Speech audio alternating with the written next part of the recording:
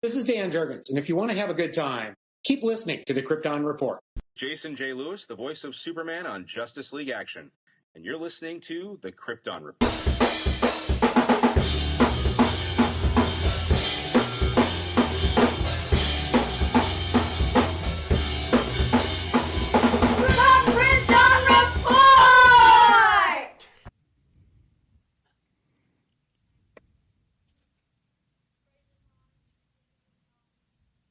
Welcome to the Krypton Report podcast. I am Tyler, your host, the Superman of Blue, the Man of Tomorrow, and with me is my co-host James, the Superman of Red, the Man of Mystery, the Man of Steel himself, Cole. What's up, buddy? Hey, what's going on? How you doing? Not great. We are an all DC podcast. Oh, it's been a day. It's been a day. All right. You can find us on all of our social medias on X, Blue Sky, YouTube, Threads, Facebook. Just search for Krypton Report. We also offer a $1 a month Patreon. $1 gets you bonus episodes, commentaries, and other surprises. Just $1 a month keeps Krypton from exploding. And if you want to reach out to us via email, send us a message and we'll read it on air. Go to kryptonreportpod@gmail.com. Now let's get into today's episode because Tyler's fighting the depression. Work was tough, man. Well, Work was tough. Yeah. You have a very tough job. It's been extra special the past 2 weeks. But you know what today is, my friend? It is 1 month till Lanterns. 1 month. 1 month. That is awesome. I'm real excited. So we got a little Lantern news. We got some posters, like singles. We got Jon Stewart just kind of standing there. It says Lanterns. Hal Jordan. Then we got one that says no evil shall escape their sight. We got, just these fun kind of posters for promo, which is cool. The rumor that as of this recording, the next trailer for Lanterns is set to release on July 17th. So that is a big rumor that's going around. It'd be nice to see a more big, powerful Lanterns trailer. And this is interesting. So Lanterns has a training headquarters at San Diego Comic-Con Experience. You had to reserve and get tickets. It is completely sold out for the Lanterns training. Oh, that's cool. Yeah. So I've been reading so much Green Lantern. It's ridiculous. I'm wearing my Green Lantern shirt right now. Oh, nice. So I'm excited for it. I really just trying to be optimistic and hopeful. I'm hoping we get another trailer. I dropped in the chat the other day that I'm hoping that maybe it's called Lanterns because we're going to experience other colors, other than Lantern Core. So it's not just Green Lanterns, it's Lanterns. Oh, yeah, that would be great. That's me being extremely optimistic. I know in comics it took a long time before we got other colors, other Lantern cores, but I think if you're dealing with the Guardians, the immortal beings, I think there's probably been other Lanterns out there. At some point throughout history. I think they should kind of exist.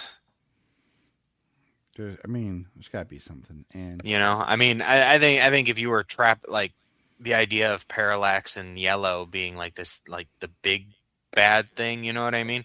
That could obviously still be a trapped or imprisoned type deal. And other things, and Yellow being one of their biggest foes. Yeah, Lanterns are such... Could be interesting. Lanterns has such cool, amazing lore. I'm really hoping that the show explores a lot of it, and I really would like one more trailer and before the show because everything's been billed as teaser. You know, the first teaser, the second teaser. So Right. getting an actual like, oh, this is our trailer would be really nice. Yeah, it would be. I feel like they don't know what teasers are anymore. Like, It's new generation of marketers, I guess. you know, like how they'll do like the teaser, like build up for the trailer, and you're like, the trailer starts now, and you're like, okay, why did you just show me these quick scenes and everything? And then Right. so Yeah, teasers used to be what, 30 seconds to a minute and get you hyped for the trailer that was coming, and then you get 1, 2, 3 trailers. Now it's like trailer 1 is your teaser trailer, and it's a full yeah, 2.5, 3 minutes long. what are you teasing me on? Like, do you remember? Like, do you remember the Dark Knight teaser trailer? I mean, I would have to rewatch it, but It was just the black where we just kept seeing blue light shining, and we were hearing voiceover of like Alfred and Bruce, and then it ends with the Joker's laugh, and then we pull out and you see that it's the bat symbol, and Right. I mean, well, think of kind of that. like another teaser we'll probably discuss here shortly. That was a teaser. Yeah, Yeah, that that's a was. teaser. I mean, do you remember? What do you call it? We had the Man of Steel teaser Mm-hmm. where it was like all these Just random the weird shots with voice, and then you just see the clouds, and then you just see him shoot through it, Yep. and you're like, "Holy crap!"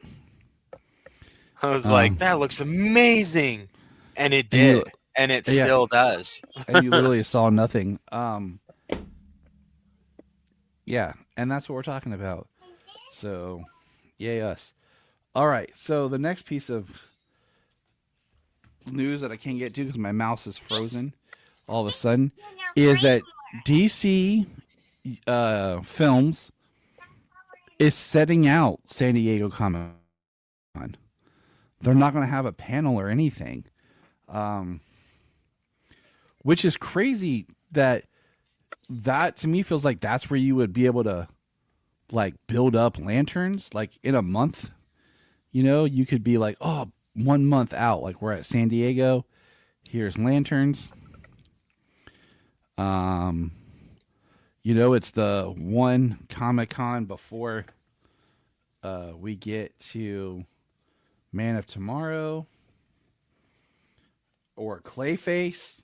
Yeah. You got lanterns, you got Clayface, you got the animated shows. And I mean, yeah, they're probably by now maybe 50, like 60% complete shooting Man of Tomorrow or something. It was Yeah. 40% like a month, like a few weeks ago. So yeah, I just feel like they've got a lot there. And I mean, Comic-Con seems like, especially with multiple projects, pretty close. I just feel like it. I mean, maybe Comic Con's slowly getting back to being more about the comics and stuff because, like, there for a while, like, it was the biggest hype for the upcoming movies, and we were so excited. And now, all the studios keep pulling out. Like, Disney has their thing, and where Marvel goes, and we don't have a fandom any good. With that first year of fandom was amazing. Yes, sir. And so they're not going to be at Comic Con, so that's a bummer. Well, like you said, they have multiple movie and cinema cons and things like that now. You know, for a little while, the biggest thing was San Diego Comic-Con. Yeah, it really is a bummer. Well, I mean, you know, the movie landscape itself has changed for box office. You know what I mean? Like, not every other picture is $1 billion. I think people need to adjust expectations back down to, you know, $500-600 million movies were huge hits. Remember? Yeah, You but know? also Also, that's almost what they have to make to be profitable or be, break even anymore. So,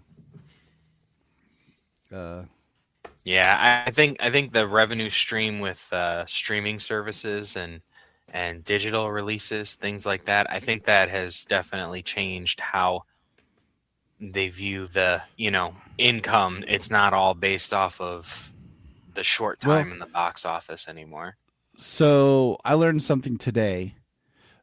And I don't have all the details, but if say I wanted to show a movie like in a public place, I have to be able to show a movie in a public forum. I have to go through like Shank and acquire the rights to show the film.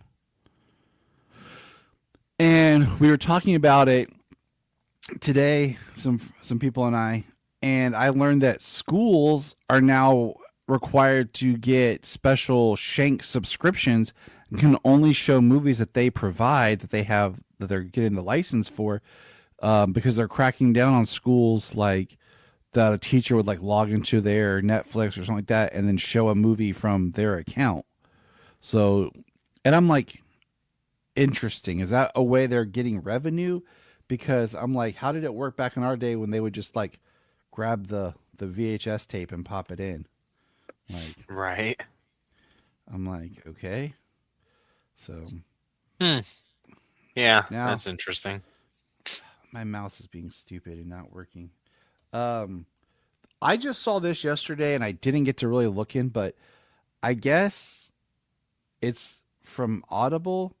There will be a Supergirl Woman of Tomorrow full audiobook, full cast narration from Penguin Random House Audio. So I was like, okay, that's coming sometime in the future. That's neat, but it goes back to how we used to have the DC podcast thing that we would, high volume that, stopped, that did all these great stories. And then we get these random, ones that I, purchased cause I'm an idiot. But Well, like All Star and Kingdom Come. yeah, like All Star and Kingdom Come. I have Kingdom Come and All Star. A couple of them. That's two of them. I mean, they were both fun listens and stuff, but All Star was interesting, but I don't know if I'll ever like really revisit them again. So, all right, let's see here. Supergirl Woman of Tomorrow, unabridged, audiobook, narrated by Marcela Lynn Lopez. Let's see, September 1st. Let's see if there's cat. Here we go. Amelia Tyler as Ruthie.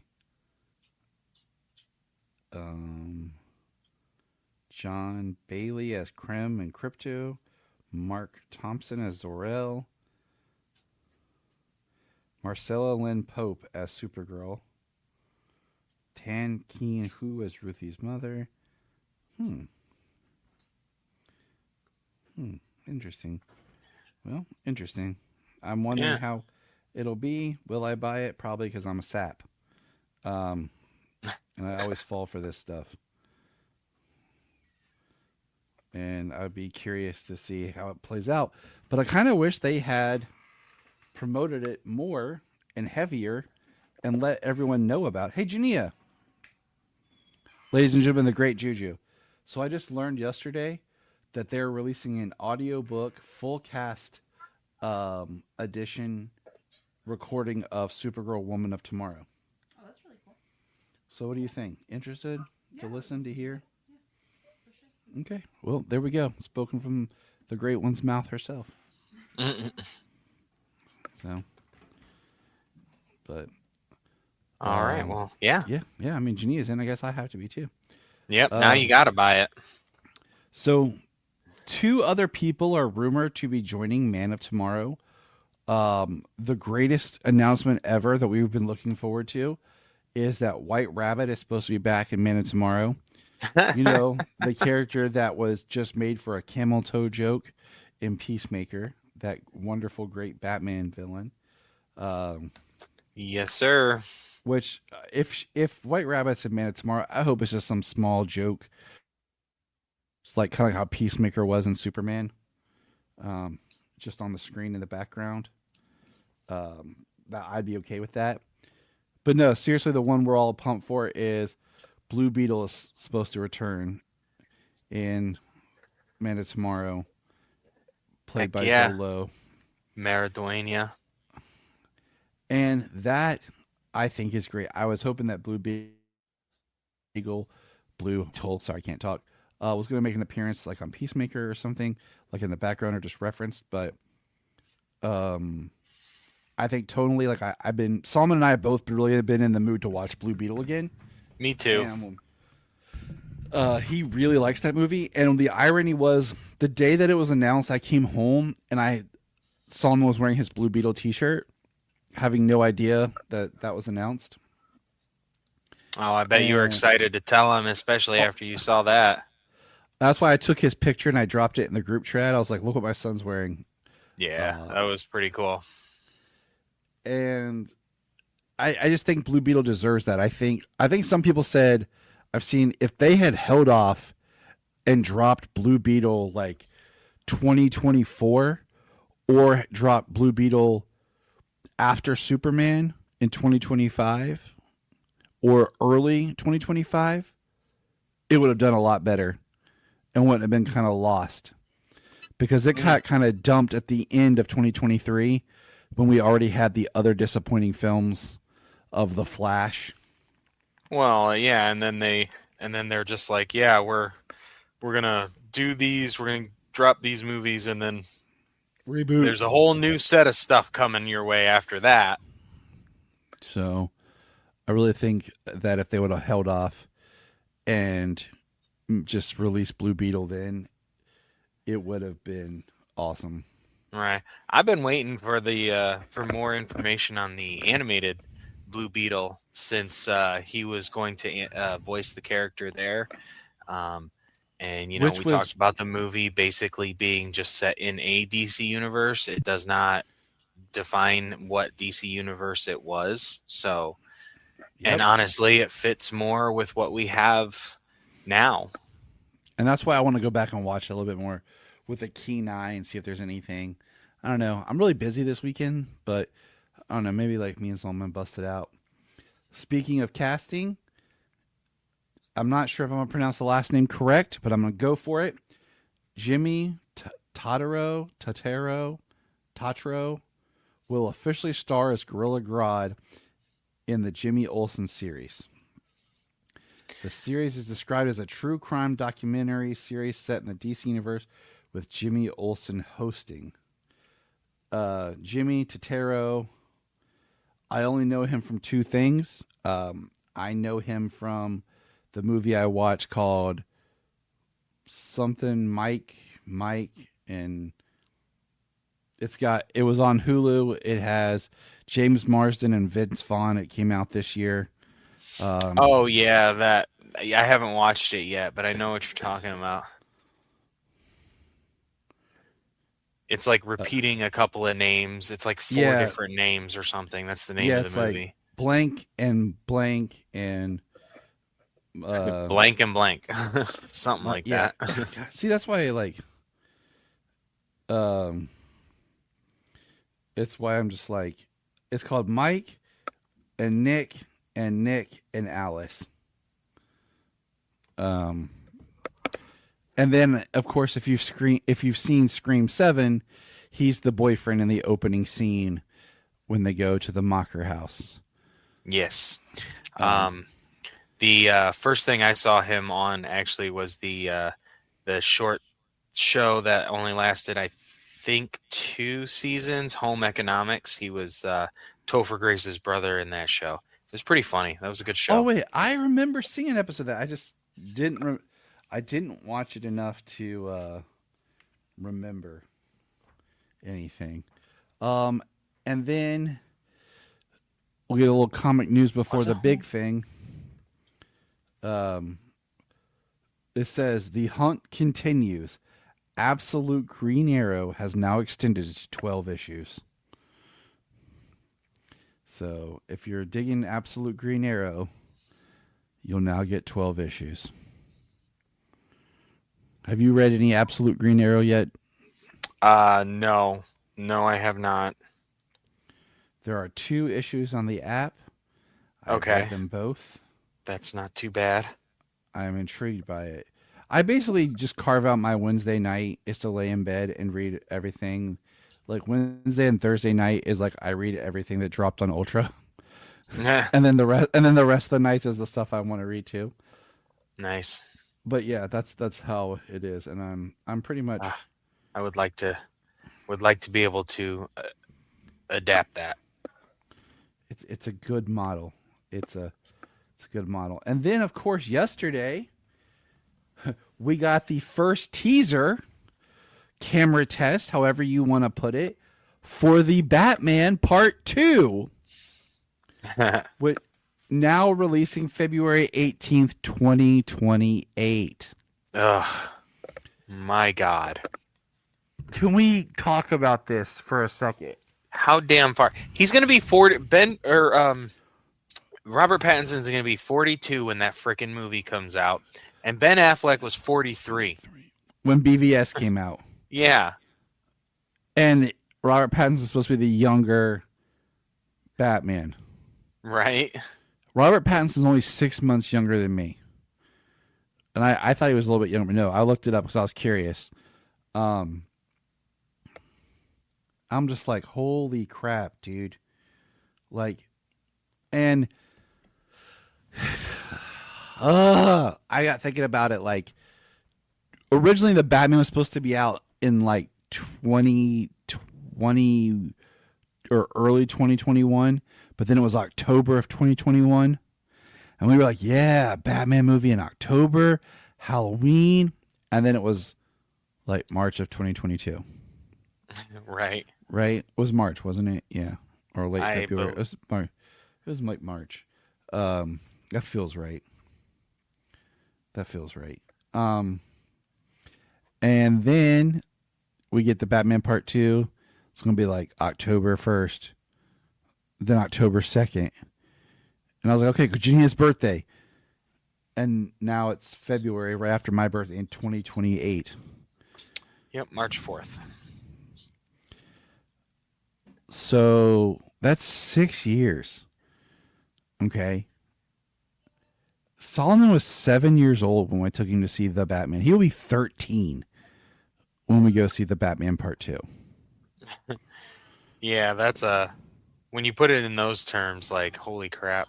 That's the best way to do it because you see it before your eyes of time.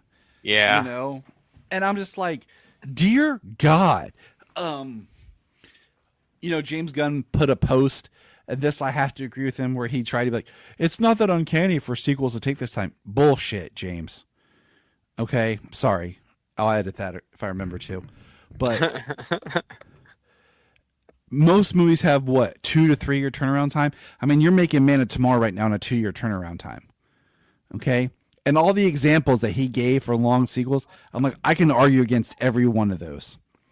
Because most of those were not designed to be franchises or sequels or cash grabs. A lot, yeah. There are a number of movies out there that were meant to be one-off that actually ended up spawning a franchise. Yeah, and when you hire Matt, sequel was a much different movie, but it was still a great movie, and it even further spawned the franchise. You know? Exactly. And when you hire Matt Reeves and you talk to it, and the whole talk is about a new Batman trilogy, he's making a Batman trilogy, so you're already talking 3 movies, and you're getting 6 years between your first one and your second one. Your audience has grown up and changed by the time your second one comes out. You know? Right. So it's pretty crazy to me because, like, we even talked about, like, Christopher Nolan, between Batman Begins and The Dark Knight was 3 years, but he made The Prestige in between those, which is my favorite Nolan film. And then between The Dark Knight and The Dark Knight Rises was 4 years, and he made Inception between those. Inception in between there, yeah. Okay. What has Matt Reeves made between these two movies? Nothing. Nope. He had a hand in the Penguin. Yeah, he had a hand as an executive producer and stuff like that.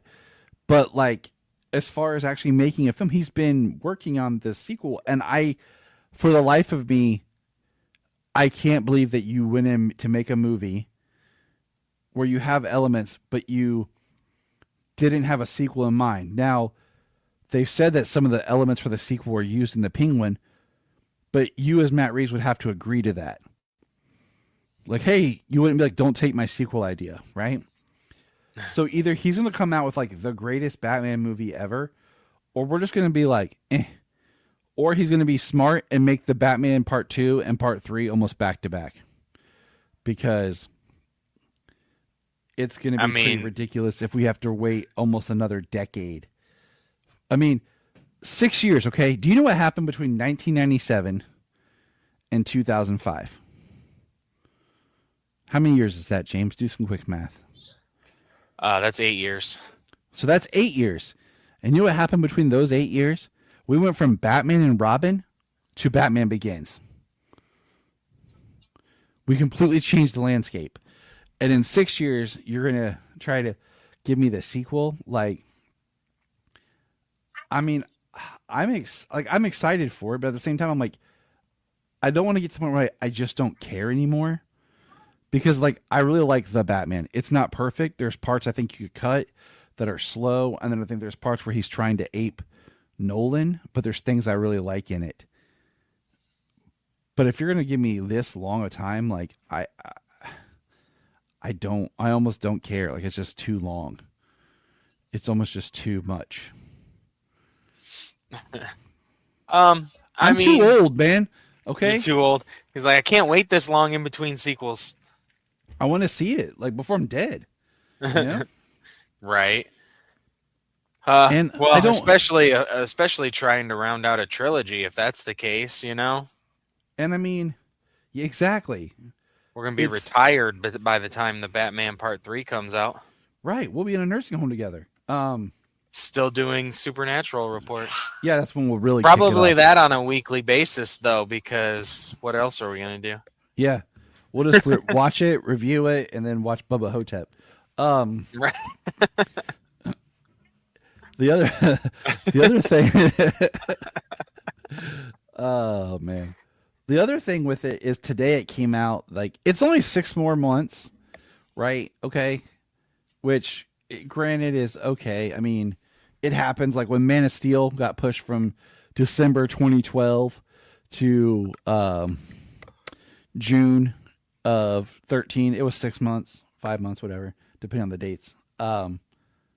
Okay, you know, rumor is now it was moved because of a J.J. Abrams movie that's coming out now in October.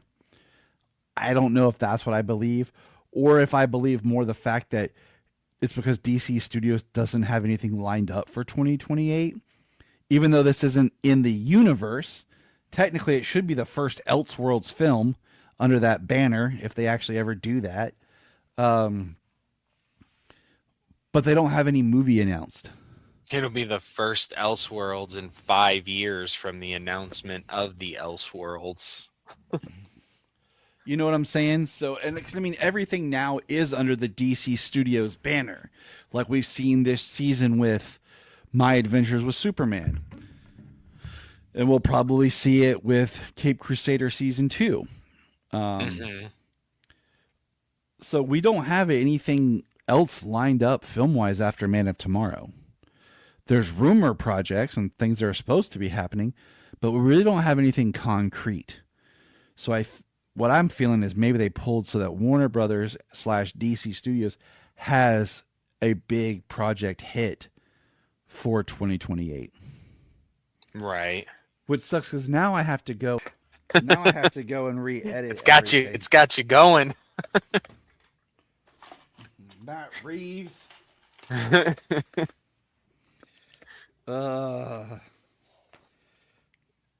29-minute mark. Matt Reeves has got me going, guys. But that's all the news that I have, and everything. So we hopefully will get going. But it is a new month, yay! And we've kind of changed things up. But usually every month at the start, we kick off with a new Supergirl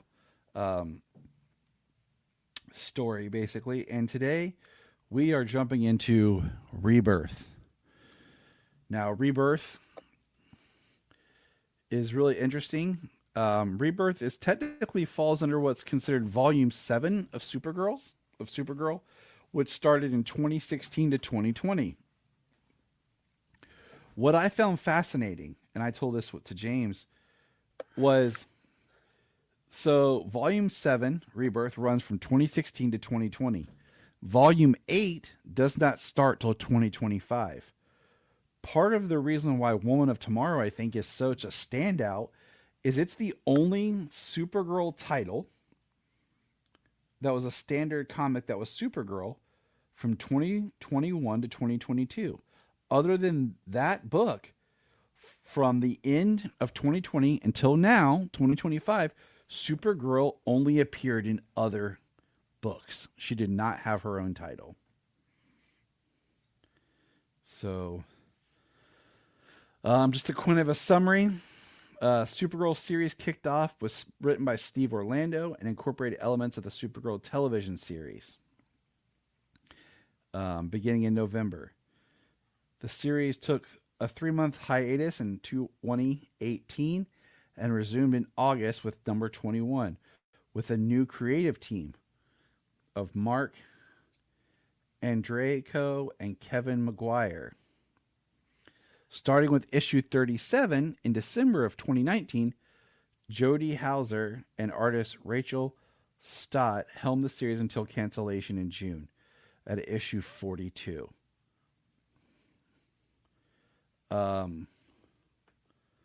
So I read this series and everything.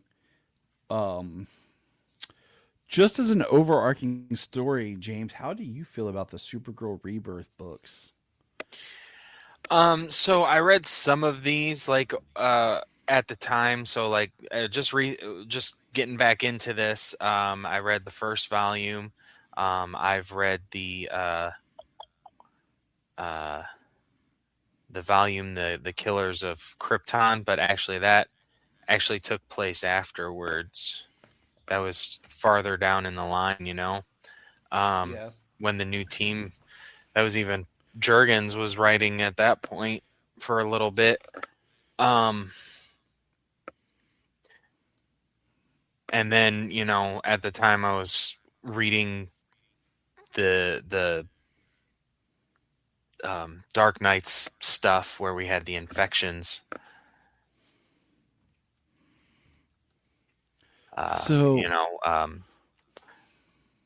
But I, during reading at this time, it was very, it seemed very heavily inspired by the Supergirl series. Yeah. At least in a certain way, I want to throw out there, this is pre-app because I wanted to read this title more. But I just couldn't really afford to because I was already buying so many books. Yeah. This, at that time with the Killers of Krypton, that was during the friggin' Rogel Czar days. Brian Michael Bendis. Who was just recently here in Ohio last weekend. He was in Cleveland for a thing by the Schuster Society. And that's cool. Him and Philip Kennedy Johnson. And I wanted to go, but I learned too late and I was too busy and couldn't go. Because I wanted to be like, why did you age up John? You yell at him. So, some notes here that I got, we'll talk about it, is first, all the Rebirth titles, if you remember, had like a one-shot issue that was just called Rebirth. Yeah. And then it did, it started the actual series. And the one-shot issue, this picks up right where the New 52 ended. awkwardly because it talks about her losing her powers and how she came to the DEO to help find the powers. If we remember at the end of the New 52, she had like cut her finger or whatever and was like, I don't have my powers. And she was like working at the coffee shop. And this picks up where she had lost her powers and we were introduced to the DEO and the DEO agents of the Danvers. And that's really where we start to kind of get into similar to the show where we have the Danvers and she's picked up and everything, but there's not an extensive, like there's no win, there's any of that, but she does go and has an internship at Catco with another character. And that Catco thing kind of goes nowhere, really. And this is another example of them trying to realign with whatever the other media was going on. But what I will say is, do you remember that time when when comics had to reflect what was on the screen? Yeah, and it never worked. Yeah. Now, I will say her symbol on her chest did retain more of her New 52 look, where she did kind of have her own design and symbol. It wasn't exactly the same as Clark's. The first arc is about her dealing with Cyborg Superman, her father, and learning that her father is the Cyborg Superman. Yes. That's the first issue arc, the first 6. And then the 7th is the Werewolves of Krypton, which was kind of cool. Could have been better, but it was cool. And then issue 7 is noted because it ties in right before Superman Reborn, which we know was a really big event for us, and how the Rebirth area kind of reshifted because of everything. Let's see. But the one thing is, they talk about the events of the New 52 only lasted a few months. Because they say, oh, you've only been here for a few months. And in here, like, she talks about picking up English better, but having kind of an accent. But I will praise the book at the beginning because the way they draw her and everything, the way the art is, it makes her feel like a teenager. It makes her feel like she's like 16 years old. Definitely makes her feel younger, look younger. And that goes until issue 6. And then when the artist comes back for a few issues, it feels that way. But when they officially change artists, it goes out the window and she starts to feel more older again. And I think I really liked the art that was done, because I really liked her feeling like a younger teenager. And I liked in the Rebirth how they would say Rebirth at the top, it would have the number, and then for like example, number 8 of the issues was Family of Tomorrow, and that's where it tied in with Superman Reborn. And then it was Escape from the Phantom Zone Part 1, Escape from the Phantom Zone Part 2, Escape from the Phantom Zone Part 3, and Part 4. And I liked how they did that in the Rebirth, like, so you could kind of see what books tied together. And she meets Batgirl, and Batgirl's now the Burnside style and era, and they fight Magog and Zadu, however you want to say it. But one of them I did want to point out is Mr. Oz shows up and basically kills the floating in a tube healing Zor-El. Oh, does he? Yeah. Gets rid of that version of Cyborg Superman then, huh? The brother kills his brother. We have evil Jor-El, because we all know that that's who Mr. Oz was. Which was a terrible choice. Terrible I turn. So I read, and I've been searching for proof on this, that one of the first ideas for Mr. Oz was going to be that it was actually like an alternate version or something, and it was going to be John Kent or Jonathan Kent. That's why he called himself Mr. Oz, because he wasn't in Candace's anymore. So it was a throwback to the Wizard of Oz To the type thing. Wizard of Oz, yeah. So the New 52 basically ends up making an evil version of Jor-El and Zor-El into Rebirth. So I don't know how much you were thinking on that one. You know, like, I don't need them to be evil.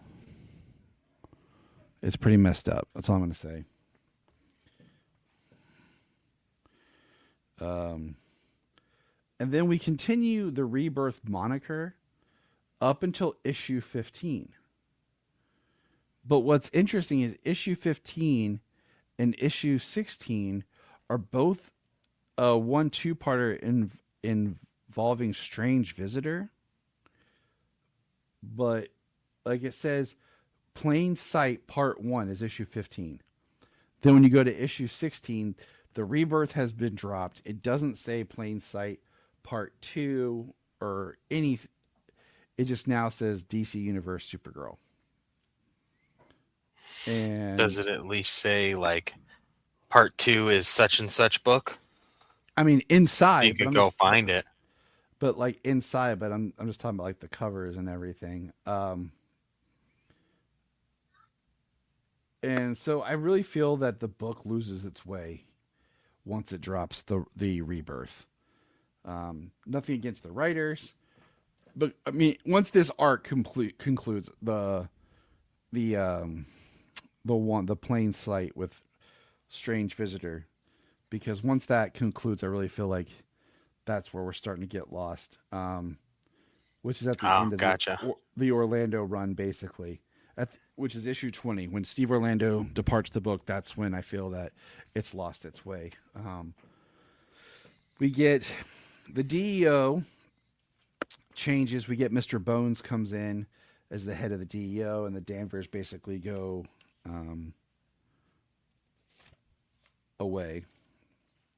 And like I said, the Catco thing just fades away. They just they're done with that. Like, yeah, whatever. But all right, DC Universe came around, and well, they brought on Bendis to do his Superman thing with Superman and Action, and basically Supergirl had to align with that too, no matter what was going on within her book.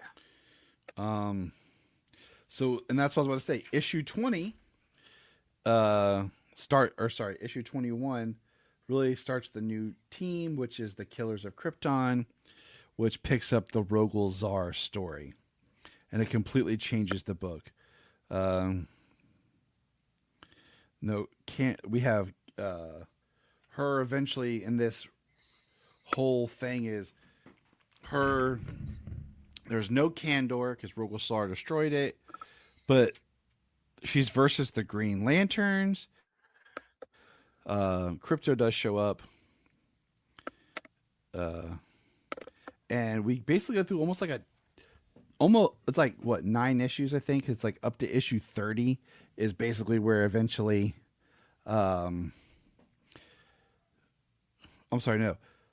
issue 29 kind of up to all that is like the end of the Rogol Zar story, where she goes through a bunch of different things with the Omega Men and she has to fight off the Green Lantern Corps.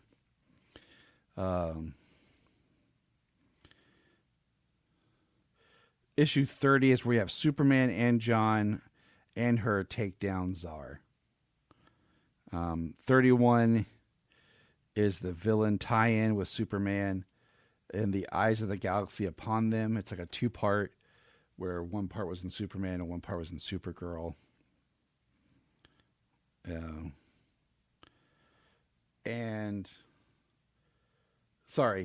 And then eventually we kind of take a side there, but eventually the Rogol Zar everything ends in issue 33.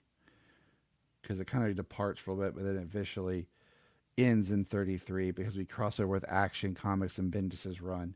So think about that. We start kind of this Killers of Krypton with issue 21 and end in 33. It just kind of feels like this could have been condensed because this is where we have the Year of the Villain stuff, and it just gets sloppy. Well, I'm pretty sure we were talking about how sloppy this kind of all was at the time, how much things seemed to be disconnected from just the issues shortly before that. The way that everything had to line up with Bendis, but then also had to line up with this Year of the Villain that was going on. Like, everything seemed very disconnected at the time. And that's what I'm saying. This run is great up until issue 20. Starting with 21, it's now aligning with the DC Universe with Bendis, with the Year of the Villain. And, we talked about before how we have this big Rogolzar stuff in Superman, but then it just kind of fades away and all it gets finished up in Supergirl, almost as if it didn't matter. And I eventually figured out Rogolzar is if you took one part Doomsday, one part Lobo with one part of Resident Evil's Nemesis, and you get Rogolzar. That's funny. You can picture it, though. Can see it. Yeah, I mean, just look at him. You'll be like, oh, yeah, that makes sense. Issue 35 is when we get the whole Leviathan thing that just did not pay off and was just pointless. Oh, man. Yeah, that did not pay off. And then we get into The Infected with The Man Who Laughs.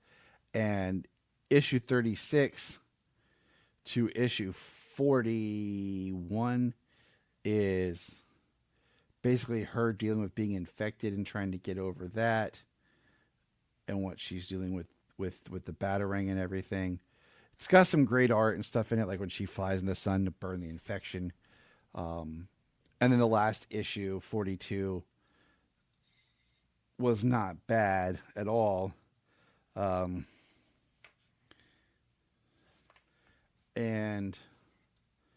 But from issue 42, do you see that being Supergirl who is out drinking on red planets next?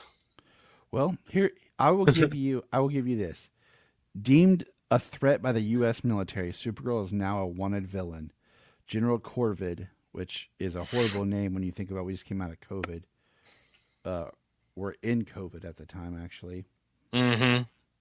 Has come for our hero, and she won't give up until Kara is gone for good. Meanwhile, the superstorm rages stronger than ever, while hundreds remain helpless against it. Can Supergirl prove that she's the hero that people once believed her to be, or will she let everyone down, including herself? Find out in the pulse-pounding series conclusion. Now, I'm going to open the book. Okay, I'm going to go to...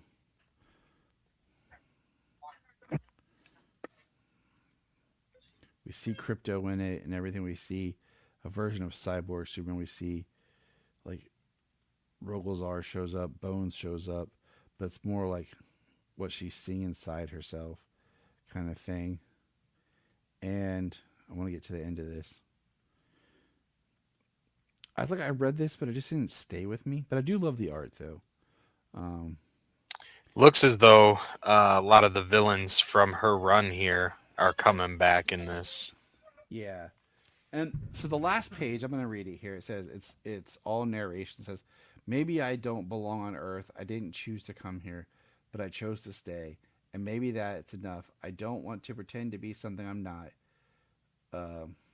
Trying to live a human life isn't why I'm here, and I don't want to forget where I come from, what happened to my world. Krypton reminds me how much better the world can be. Maybe someday Earth will feel like home. Maybe it'll be a better that way. But for now, I have work to do.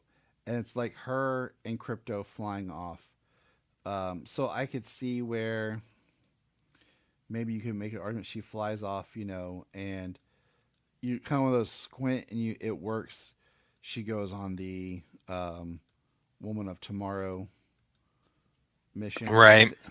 Well, And it then seems my there at the end she's dealing with a lot of her inner demons, as it were. So I think, I guess but that's what's still. but what's crazy is they take her from being this teenage girl in high school and dealing everything and having a life and trying to work this internship to basically making her feel like she's aged up, no longer a teenager, out in space, completely ditches her family on Earth, ditches the Danvers, ditches school and everything, and just goes up into space away. And it just feels so departed from the character that we started with. So I definitely recommend the Orlando run of this, and then after that, you can just drop off. Yeah, it's tough to see when the character gets past some of her past tragedy, the loss of her family, the loss of Krypton, the loss of Argo, having to fight her cyborg mother and father, um, and then even going so far as to finding out what happened to Krypton in the killers of Krypton, and that being some sort of like cabal of like the Illuminati of space, um, it was every time she kind of grows up and gets past her tragedy, they're like, well, what are we supposed to do with her? Oh, let's do it again. She's sad about Krypton being gone. Like, come on, guys. She's always going to be sad about Krypton being gone. That's never going to change. But her life will, and her attitude will. I've become a bigger fan of Supergirl this year because I've sat down and really read her books. I mean, gosh, the amount of Supergirl I have read is ridiculously awesome. I mean, I've read from when she was reintroduced by Jeff Loeb to current, and we've done some reading in the past. I didn't read all the Silver Age stuff because you read some of it and I read some of it and we talked about it together. Still a lot of issues though. Yes. One. And we still have some other specialties type stuff to read as the year continues. And I just feel like I've become so much more of a fan of this character and what she represents and the power that she represents. And that's part of why, that's why I said I was really bummed that they took out her in the film not being born on Krypton. Because if we look at the comic book Supergirl, the fact that she's growing up on Krypton and Brainiac attacks and she lives through that. And then her plane explodes and her dad saves her and they're on Argo City and she watches her planet destroy. And then she lives as Argo City slowly destroys itself, and everyone dies there. Like the layers of tragedy and stuff that she goes through is intense, and they took some of that away from her.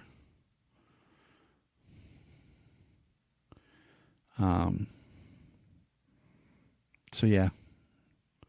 Yeah, that is that's an awesome story, the way that they it does truncate the time, and some of her experiences. I don't know. I don't necessarily.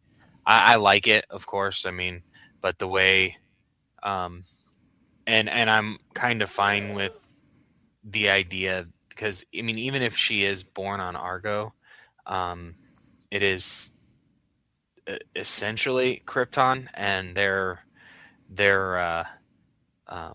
life and their beliefs and their society is still living on for a period of time. So I mean, it's not a deal breaker by any means of her being born on Argo. I mean, that's how they actually even did it back in the Silver Age when we read that. Yep. Is she was born on Argo. So it's not like they bastardized it horribly, you know, in that regard. I do think that either way, it's incredibly tragic for her to lose so much. But yeah, I mean, with both of us being a fan of Unbound and that story, the Brainiac story there, with her having that connection to seeing Brainiac take Kandor when she was younger, I mean, it does make that a more powerful story. Yes, it does. So, but I don't think we're certainly not going to get that specific tie with Man of Tomorrow. Nope. If Brainiac's being the villain in that. Yeah, and that really kind of bums me out. But that is a conversation for another day. But I really think Supergirl's got and I hate that the movie's not doing well, but I'm still sitting there thinking, like, I think this short runtime that they're doing is a forced shorter runtime, and it's not helping the films. Yeah. Because what would it look like to do another, instead of it feeling so quick, what would it look like to have another 20 or 30 minutes in the Supergirl movie and make it... Oh, it could even just deal with like 11 minutes, you know? 11 to 15. Mm-hmm. I think just enough to have some character moments, to Let have some things breathe. Mm-hmm. It is cut very tight. And I'm like, I don't understand it, especially if you're not releasing anything like what do you call it? You're not releasing like an extended version or anything like that. You're just, really killing your movie. But so I mean, I don't think it it killed the movie by any means. It's not 30 minutes out of BVS. You know, that really, when everything's tight storytelling. And I think that's the thing is, what do you want in your storytelling? Because if you wanted to move fast and quick, I get it. Then you write and make the movie to be made like that. But you can tell that there's some scenes that were truncated and cut down to be more montages, and some scenes were blink and you miss it scenes. And I really wish they weren't. Yeah. I wish some of the scenes had kind of played out like we talked about before. But I don't know. It's the summer of Supergirl, but here, by the time people hear this episode and the next episode drops after this, see, this episode will drop, and then... Well, hopefully by then people will be renting Supergirl at home. But I'll say this episode will drop, and we will have another one, and then it's because it's on a Monday. The 28th, we had talked about this last time, is supposed to be the release date for the digital copy of Supergirl. And I'm tempted for you and I to go ahead and do a commentary on it. Like, do a early commentary just because we have thoughts and it's so new. And still go back and do our 1 year later look back. But just kind of, since we haven't gotten a chance to go see it together and just, watch it together now and kind of talk about some of the stuff right now and go from there. That could be cool. Yeah. Yeah. What are your thoughts, people? What do you think? Should we go ahead and we wouldn't do it live or like a watch along. It really would just be you and me watching and commentating. we'll throw Salem and Solomon on there because I make them do everything. No, I don't. They just They like to watch the movies with you. Yeah, they like to do it. So, all right. Well, if you have any questions or anything, drop us a line. Find us on our socials. Like I said, sign up for our Patreon. It's $1, or just sign up for the free stuff. We do a newsletter. We'll post episode stuff on there. We'll post extra episodes. Sometimes I drop free things on there. Our friend Emily, to her whole thoughts on Woman of Tomorrow and how she was feeling with the book after I gave her a copy. So it can be fun.